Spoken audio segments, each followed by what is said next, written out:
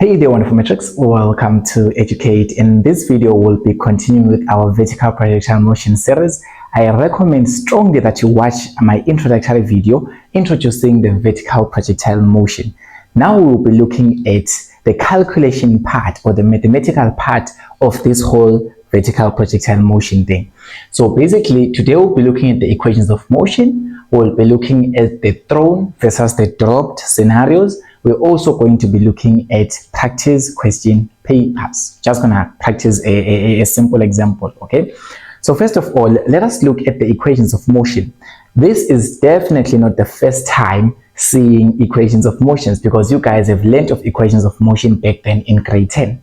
So basically, we're just going to run through all the equations of motions that you are going to be able to need through this vertical projectile motion journey.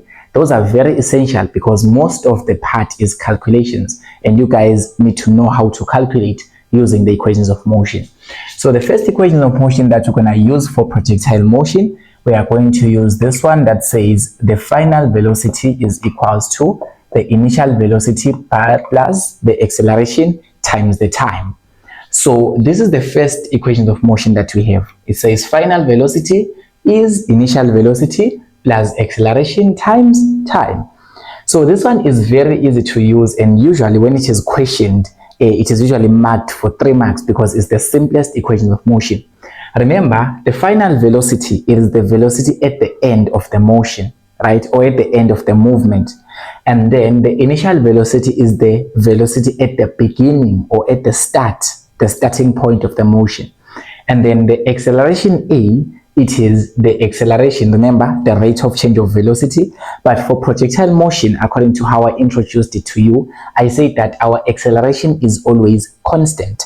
And the acceleration being constant, it simply means that the acceleration there, it is the gravitational acceleration, which is equal to 9.8 meters per second squared downwards. Remember, guys, that acceleration is a vector quantity. So it is very, very, very imperative for you to mention the magnitude of the acceleration as well as its direction. In this case, for all projectiles or for all objects undergoing motion, undergoing free fall motion, all of those objects, they are going to accelerate with 9.8 meters per second squared downwards. Guys, that's very important, okay? So this is the first equation of motion that we have. And then the second one that we have, it says Vf squared is equals to Vi squared plus 2a delta y. So basically, this is the other version of the first one. Basically, this one is a modified version. And this one has got the final velocity, which is the velocity at the end of the motion. It has got the initial velocity, which is the velocity at the beginning of the motion. We are still going to try and look at how to apply this. I'm just writing the equations for now. We have got 2 and we've got an acceleration. Remember, for all projectile motion scenarios, the acceleration is always the same. It is 9.8 meters per second squared downwards. And then this delta y is the displacement. Guys, remember, there's a difference between distance and displacement. It is your duty to go and revise that from your grade 10. Displacement is a vector quantity. Distance is not a vector quantity. Displacement is not the same as distance. Please don't get that wrong. Displacement and distance is not the same. Okay, so we say that this displacement delta y here is a vector quantity. So it's a vector quantity. So it means that it must also have magnitude and direction. And remember, guys, that when we are representing directions in physics, we use negatives and positive signs. Okay, so for your delta y, I expect it to have direction as well. We are still going to try and see how that is applied. Then the third equation that you're going to use is delta y is equals to Vi times delta t plus, okay, this is actually delta t plus half acceleration delta t squared. So this is the third equation of motion that we're going to use. This one is saying initial velocity multiplied by the change in time. The change in time is simply the time taken for this object to move, or the time taken for this object to displace with this displacement delta y, right? And then this initial velocity is the velocity at the beginning of the motion. and then this is half of the acceleration. Remember, it's still constant, guys. You don't have to calculate acceleration. It is always constant for projectiles because those ones are undergoing gravitational acceleration, because there is only one force that is influencing. It is the gravitational force only. And then this delta t, it is still the same time, which is the time taken to move from between those 2 points. Okay, so this is another equation. All right, and then the fourth and the last equation that you are going to do, it is this one that will say that delta y is equals to vi plus vf over 2 delta t. Okay, this is one uncommon equation, and I strongly recommend you to not use it when it comes to projectile motion. Yes, this one is an equation of motion. Yes, I agree. It is an equation of motion. It is very acceptable. But you can only use it if you've got the initial velocity, the final velocity, as well as the time. You use this to be able to calculate the displacement. Okay? But this one, it is strongly not recommended for you to use when it comes to projectile motion questions. Why is that? It doesn't have any acceleration in it. Usually, when we are talking about projectile motion, we usually want to use those equations that have got an acceleration a in it. Okay, there is a reason for that. But this one, you can still use it at times when you see that you've got initial velocity, final velocity, and the time taken to move. Now you can be able to find the displacement. In this case, all our displacement is delta y, because remember that for projectile motion, this is vertical projectile motion. So it means that the objects are moving vertically, or they are moving vertically. So when the objects are moving vertically, it simply means that they are moving along the y-axis. And when the objects are moving along the y-axis, their displacement, you're going to use delta y to represent them. Okay, so these are the equations of motions that you probably need when you are doing a vertical projectile motion. Usually, when we are questioning you there in the exams, the number of marks usually determines the type of equations that you should use. Okay, that's one of the trickiest way of passing exams as well. All right, so usually when we use the first equation, as I've already explained to you, we usually question you with only 3 marks. So you will have to, whenever you see a 3 marks calculation in projectile motion, just think of the first equation here, because it is so simple to use. It is just formula, substitution, and answer. Whereas the second one, it is usually 4 marks, and the third one is also usually 4 marks. Not that this is always the case, but I'm just giving you a tip to just say that when you are in the exam and then you don't really know which equation of motion to use or which formula should I take, what should you do? You should look at the mark allocation. Usually 3 marks mark allocation. 3 marks or 2 marks, usually they are referring to this first equation. 4 marks, it is the second one or the third one. And remember that this one, I said we don't really use it so much, right? So now let's look at the scenarios whereby we have got objects that are thrown versus objects that are dropped, and how to interpret them. And then we're going to do a practice question to try and apply all the knowledge that we have learned.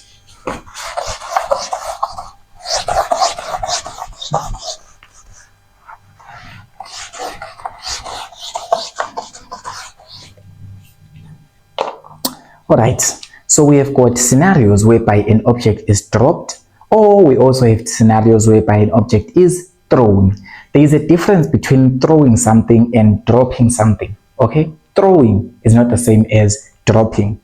Let's look at the differences between those two words. Okay, these are the keywords that you should mind in your statement. Whenever you are given a question on projectile motion, look at your statement. Does the object in the statement get thrown or does it get dropped? There is a difference there. Okay, so now let's just make a scenario whereby we have got a building, and then it is at a certain height from the ground, maybe let's say 20 meters up, high above the ground. And then now let's just say I want to drop an object. Okay, so this is an object, right? When I'm saying that I'm dropping something, it simply means that I'm letting go of it. I'm not applying any force on it. For example, this marker, you see I'm holding it, right? When I let go of it, I'm dropping it. I'm just letting go of it. Look at this one. I let go of it, I'm dropping it. That is known as dropping. Okay, but we're not talking about throwing. Throwing something is applying a force to it. You apply a force you apply a force to it and then it goes down.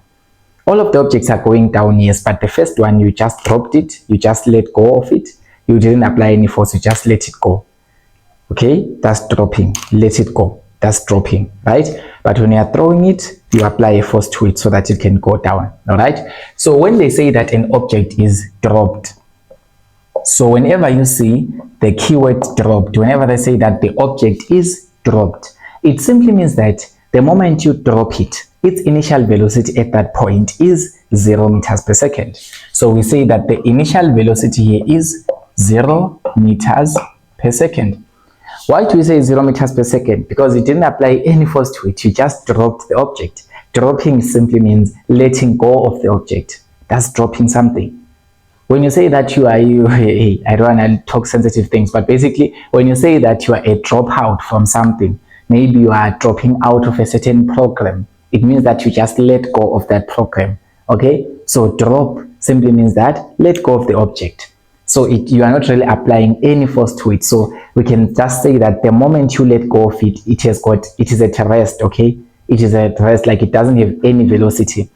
So as I'm holding this object, it's at rest. So its initial velocity is 0 meters per second. When I let go of it, that's when it starts having to have a velocity now. Okay, so in this case, this is a dropped object. What about a thrown object? A thrown object, usually we like to use scenarios such as this one, whereby we have got a building as well, and then we are going to throw the object up. Okay, so you can throw the object up or you can throw the object down. It's still the same thing. You can throw the object, like throw it down. Okay, it is still going down, but you throw it, like you apply the force to it, right? It's not the same thing as dropping it. But now when you are throwing up, let's just look at the scenario whereby you are throwing the object up. Okay, so this is the object, and then I'm going to throw it up, or this is the ball, I'm going to throw it up. If I throw this ball up, it will go up and go up and go up and go up. But one thing that we learned of last time when we did the introduction of projectile motion is that when the object goes up and up and up, its velocity decreases. So let's say you throw it with an initial velocity maybe 30 meters per second up. So maybe at first you throw it with an initial velocity of 30 meters per second up. This is the velocity that you have given this object at first, right? By throwing it up with this velocity. But it will not go up forever into the clouds, because it will do what? It will come back again. So it first needs to reach a maximum height. So it will reach a point where it does not continue going up.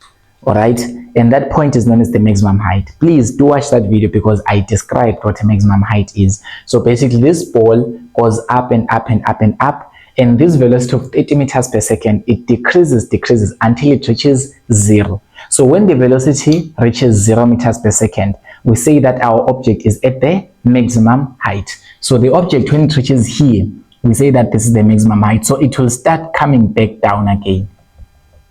So it will start coming back down again.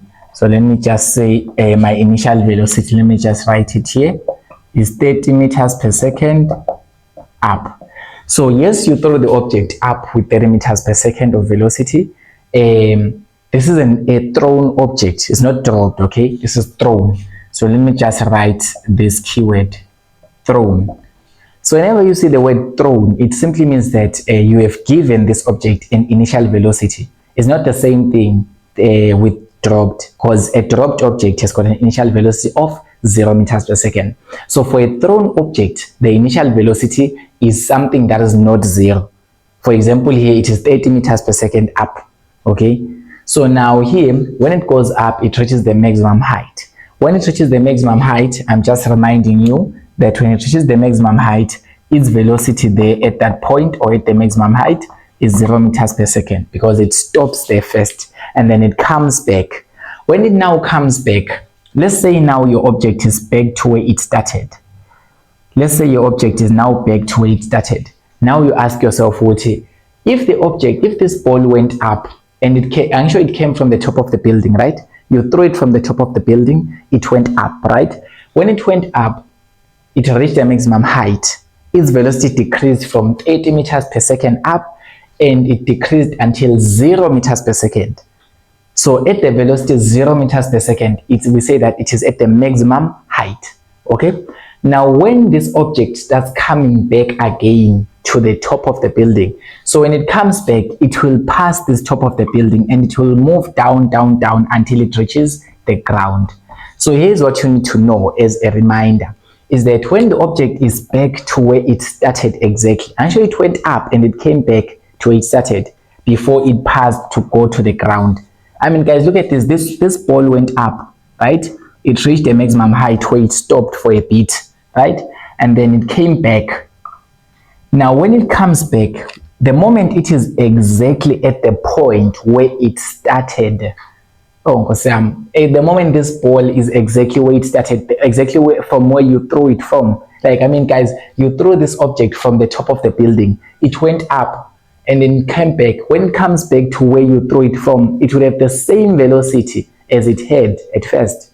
Okay, here you throw it with 30 meters per second up. You throw it to 30 meters per second up. That is the velocity that you have given this, the initial velocity that you have given it.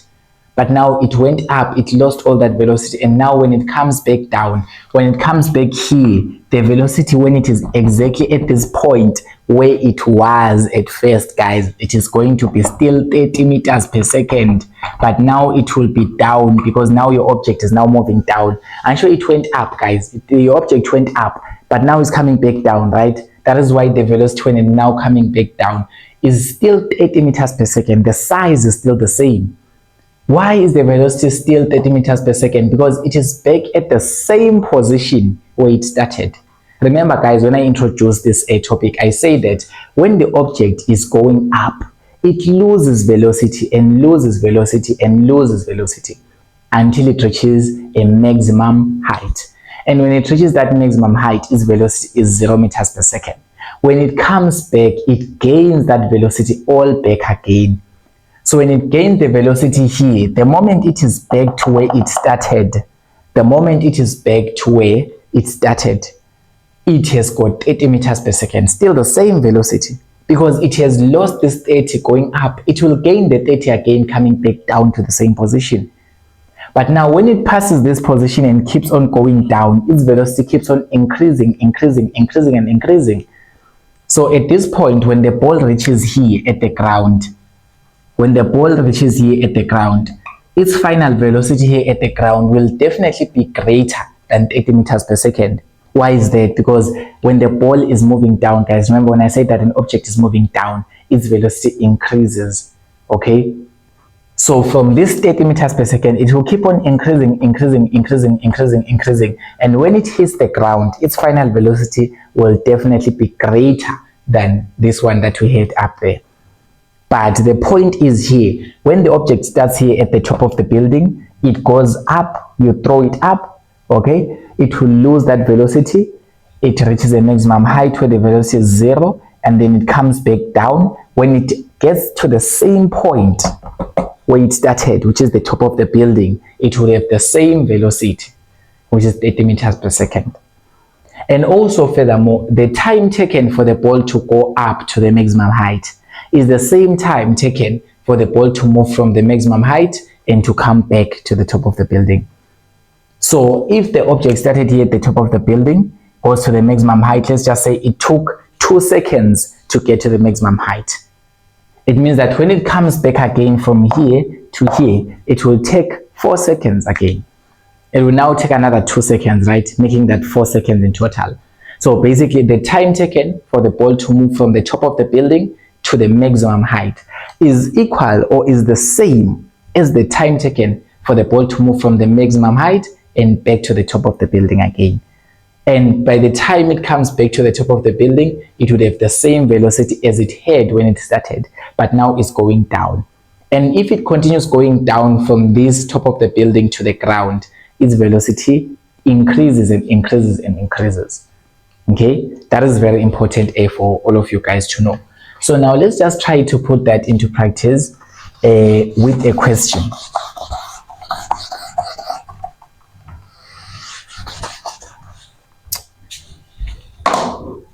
Okay, so let me just project a question to you so that you can see it from the screen. All right, so the question that we have here, it is saying, the question that we have is ball A is dropped vertically downwards in the figure below. So ball A, as you can see it, we have got a 25-meter building there. So we have a 25 meters building. So this building is how tall? It is 25 meters tall. So it's a 25 meters tall building. And then we have got a ball A on top. This is our ball A. Right? And then now they say ball A is dropped vertically downwards as shown in the figure below. Guys, when they say vertically downwards, what are they trying to say here? They are trying to say that it is going to move downwards in a vertical projectile motion, but the keyword there is dropped. The moment they say dropped, you already know that in your mind its initial velocity, or by the time it was dropped, it had a velocity of 0 meters per second. As I've already said, that whenever you see the dropped in the statement, it means that the velocity there is what? Is 0 meters per second. So this object is going down. Okay, so now they say calculate the time taken for the ball to reach the ground, and B, calculate the speed at which the ball reaches the ground. Okay, so guys, since we are dealing with velocity and we are dealing with other quantities, those are vector quantities, they depend on direction as well. So we need a magnitude and a direction. Now, how do you pick your directions now? Are you going to pick upwards as positive, or are you going to pick downwards as negative, or what manner of approach are you going to pick your directions with? Okay, so first of all, if it happens that the object, or if it happens that the ball is just going down, okay, in this case this object is just going down, it is not thrown up, it just goes down, you must pick downwards as positive. Okay, let me rephrase myself and repeat myself so that you don't make this mistake. When the ball, or when the object is going straight downwards without going up first, because remember guys, we had another scenario whereby the object was thrown up at first. It went up, and then came back down. This was the first scenario that we had. The object was thrown up first and it came back down. Okay, this is not the same thing as this scenario. In this scenario, the ball was thrown down immediately. It was dropped. Okay, the statement says the object was dropped down. So if it happens that the object is just dropped down and it never goes up at any point, you need to pick downwards as positive, because the object is only going down, it will never go up. So here, pick your downwards as positive. You can still pick downwards as negative, but you are going to have a little bit of conflict when it comes to your signs. So pick downwards as positive if the ball is going down, if the ball never goes up first. But if it happens that the ball goes up first and then it comes back down, you need to pick upwards as positive then. So we have got two possible scenarios that you can get in your exam. It's either the ball goes down straight up, or the ball goes up first and it comes back down. When the scenario says that the ball is just going down, it is dropped down or it is thrown down and it never goes up, you are going to say that the downwards direction is going to be positive. But when they say that the object or the ball is thrown up first, it goes up, reaches a maximum height and comes back again, you are going to pick up as positive. That's how you choose your directions. So please guys, you first look at your scenario, look at what you are given. If your scenario has got an object that is just moving down without going up at all, we pick downwards as positive. So it means that each and every vector quantity that is going downwards, you are going to make it positive. And each and every vector quantity that will be going up, it must be negative. That's what it means. So in this case, what are we looking for? So in this particular case, we have got ball A, and we definitely know that its initial velocity, V initial, is 0 meters per second. It is 0 meters per second because they told us that it was dropped. So the keyword dropped simply means that the initial velocity is 0 meters per second. And then now the first question that they say here, is that we are supposed to calculate the time taken for the ball to reach the ground. How much time has been taken for the ball to come from here to get here? You now need to look at the information that you have, collect the information that you have so that you can know which equation of motion is the most suitable or which equation of motion can you use the most here. Let's look at what we have first. What do we have? In this particular scenario, we have got an initial velocity of 0 meters per second because the ball was dropped. The next thing that we have is that the ball is moving from the top of the building to the ground because they are trying to ask us the time taken for the ball to reach the ground. So it is moving from the top of the building so that it can reach the ground. So it's moving from the top of the building and it is reaching the ground. So as it moves from the top of the building to reach the ground, what other piece of information can we see from the scenario? This building is 25 meters tall. This building is 25 meters tall. So if the object is going to move from the top of the building to the bottom of the building, which is here at the ground, it means that the object has moved these 25 meters. Because this 25 meters is the length of the building, right? It's the height of the building, I mean. So basically, when the object is going to move from the top position of the height of the building, or from the top of the building rather, and is moving downwards, it would have moved 25 meters because the height here is 25 meters. That is the distance it would have moved. I mean, like moving from here to here is 25 meters. That is why we can say that this is our displacement. But remember guys, displacement is a vector quantity. It must have magnitude and direction. So I'm going to say that here, my displacement delta y is going to be 25 meters downwards. So this is 25 meters downwards. It is very necessary guys to mention that is downwards because displacement is a vector quantity, as I repeat again. It must have magnitude and direction. If we're just going to write 25 meters and you assume it's positive, you are wrong. It's 25 meters down because it's a vector quantity. It's a vector. It must have magnitude and direction. The size of this displacement is 25 meters. From this point to this point, from this position to this position. We know that the magnitude is 25 meters, but in which direction is it going? It is going down. Our object or our ball is being dropped down. Okay? So from here we can say that we have got displacement and initial velocity. Okay, I don't know if I have said this, but basically when it comes to the equations of motion, if you have got only initial velocity and the displacement, you can find the time, because remember guys that the acceleration is always constant. Remember that the acceleration that we have is always constant, is always 9.8 meters per second squared downwards. Do you guys realize that each and every vector quantity that I'm having here, I am writing it with magnitude in this direction. Acceleration is 9.8 meters per second squared downwards. The displacement is 25 meters downwards as well. The velocity here is 0 meters per second. It doesn't have any direction because it's just 0, right? Yes. So now at this point, all you have to do is to look for a formula, the equation of motion that can accommodate displacement, initial velocity, acceleration, and our unknown. What is our unknown here? We are looking for the time, delta t, which is the time taken for the ball to be able to move from the top to the bottom.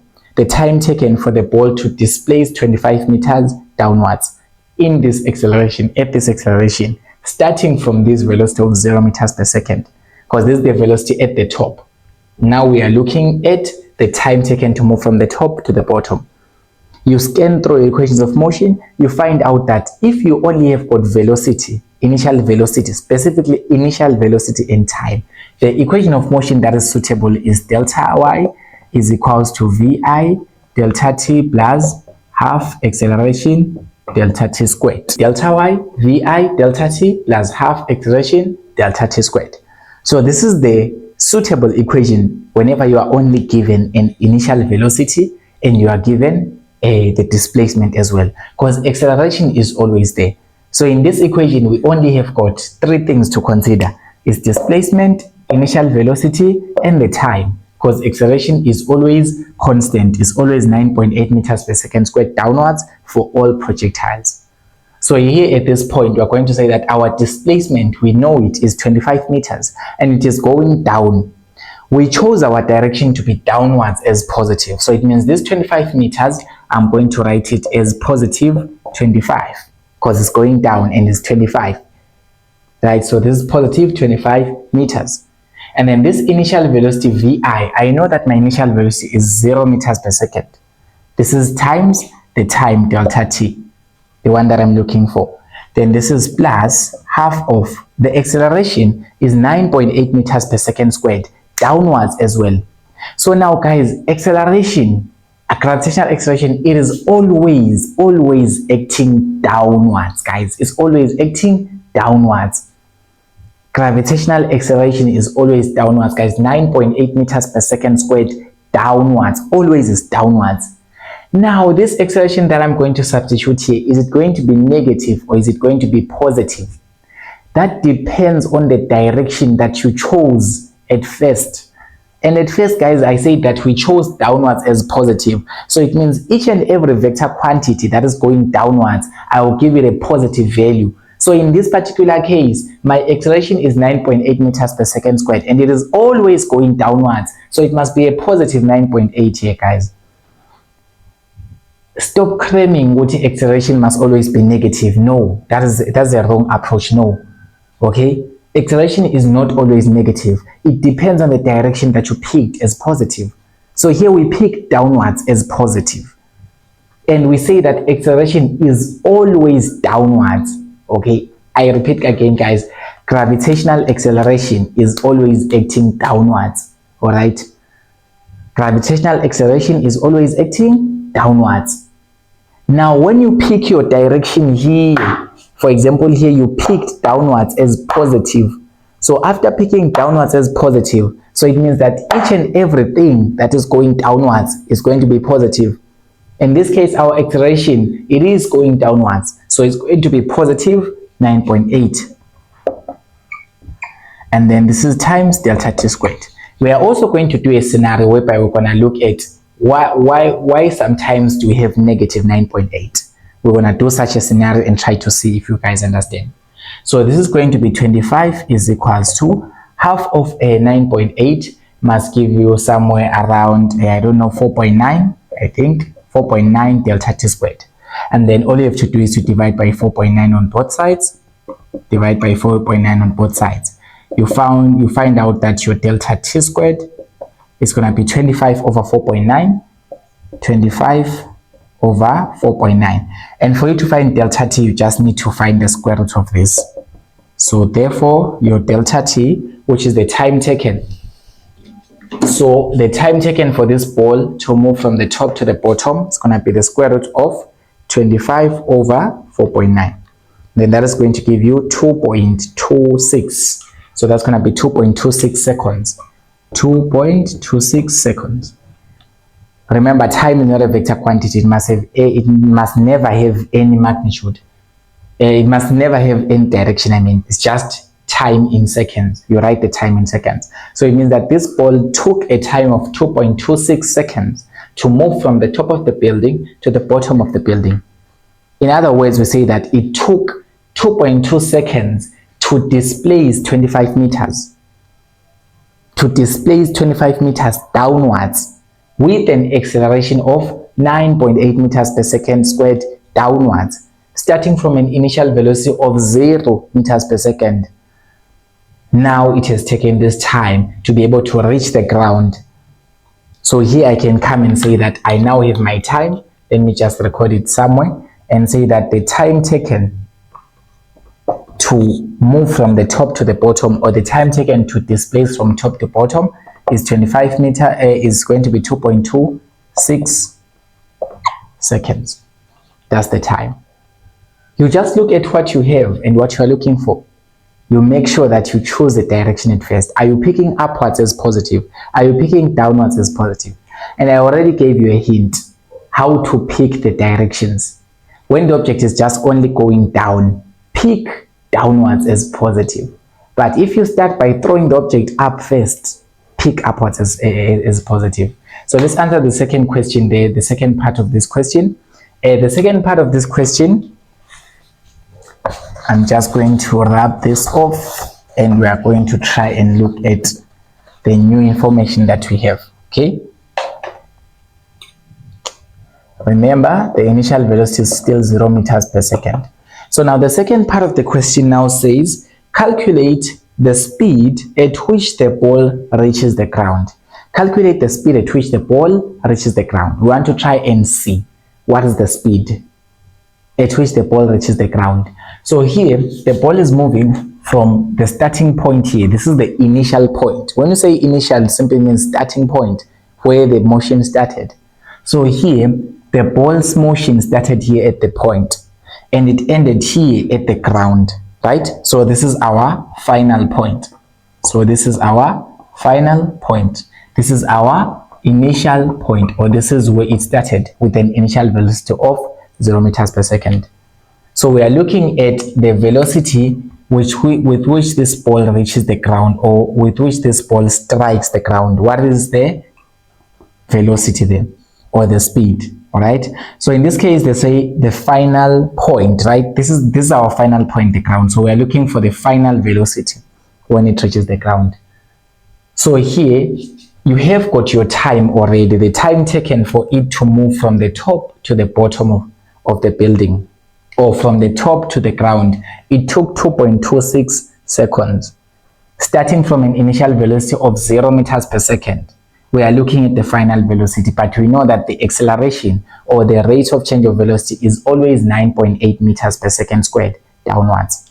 So we can just simply use an equation of motion that can accommodate these variables. We have got initial, we are looking for final, we have the time. So the equation of motion number 1 says that the final velocity is the initial velocity plus the acceleration times the time taken for the motion. So in this case, the final velocity is what we are looking for. Your initial velocity is 0 meters per second. The acceleration is always 9.8. Remember, we picked downwards as positive. We cannot change now. Always pick downwards as positive if it happens, provided, guys, pick downwards as positive if your object is only moving downwards and it is not going up at any point. It's just going downwards. Yeah, pants length. Okay, so if it is going downwards, yeah, pants simply means you are going to pick your downwards as a positive direction.